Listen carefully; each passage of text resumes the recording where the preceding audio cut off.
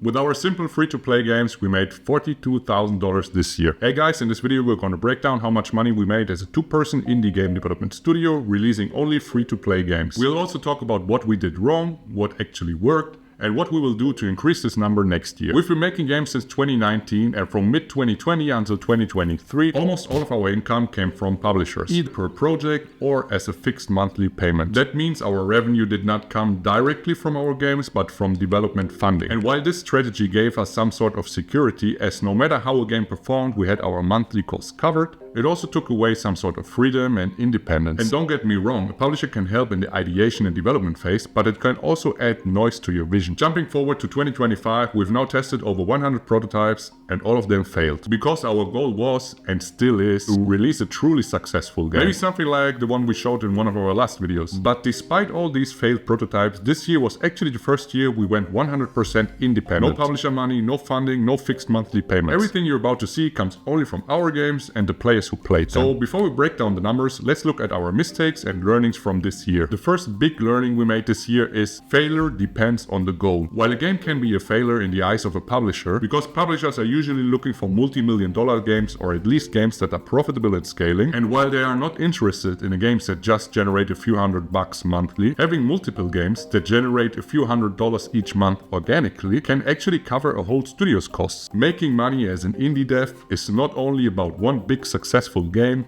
it's about stacking small wins. So the goal is to increase the probability of small wins. And the best way to increase the odds is by releasing multiple good games. 2025 was the first year we worked on multiplayer games. Actually, we started this journey at the end of 2024. And while learning more skills is part of the process, we actually forgot one really important thing for the first 6 months of the year. Being a successful game developer is not about having a big tech stack in the background. It's about releasing games that can pay our bills so that we can keep doing what we love and that we can improve over time and become successful. So while we were super excited about improving our skills and we now know how to make multiplayer games, we have been over-engineering and invested too much time into ideas that we did not validate fast enough. Wasting time and energy on bad ideas is one of the biggest mistakes game developers make.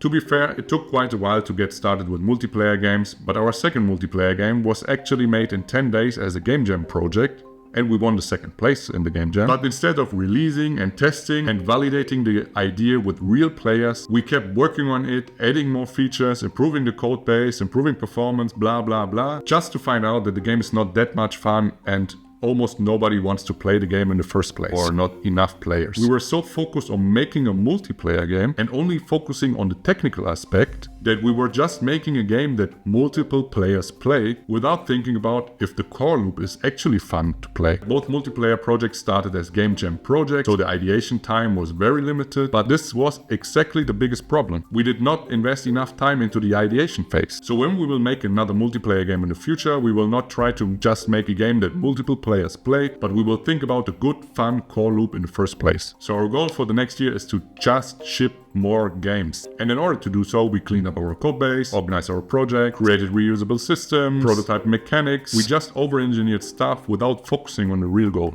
So our goal was to have some sort of clean project, a clean template, so that we can build games fast in 2026. And while this may sound good in theory, in the end, it doesn't even matter if your code is good. The most important thing is to have a solid code base and just release games. So looking back, our biggest mistakes were simple. Spending too much time on unvalidated ideas, testing too late, over-engineering things that didn't move the needle, and releasing not enough games. Alright, let's break down the actual numbers. We made a total of $42,179.96. We have free-to-play games released on mobile and different web platforms. On the web platforms, we made a total of $27,022, which is all of ads. On mobile, we made $30,635.76, where $2,000 are from IAPs after the App Store's cuts, and we made $11,598 from ads. With our YouTube channel, we made a total of $1,522, which comes mainly from sponsorship, and we think it's fair to include the YouTube channel as it focuses around our games and game development in general. So if you want to become an indie game developer, one of the best tips we can give you is release more games and monetize everything.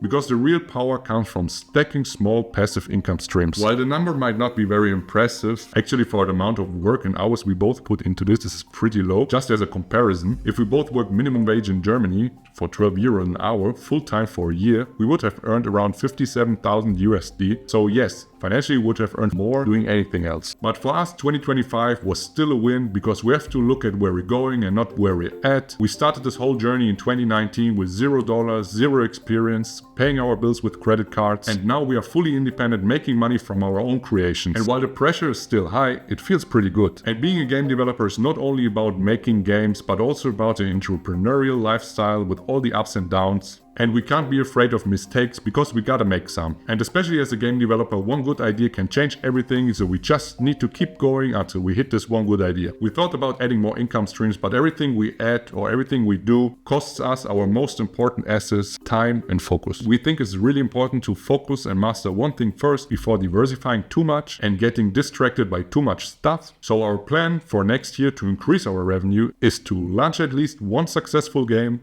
test ideas faster, release more polished games, and stay focused on what actually matters: fun, core gameplay. We're also thinking about releasing a game on Steam, and to test out how things work there, we're actually porting one of our games, so make sure to wishlist the game. And that's it. We hope you liked the video. Join our Discord, link in the description, hit the like button, subscribe. Ciao.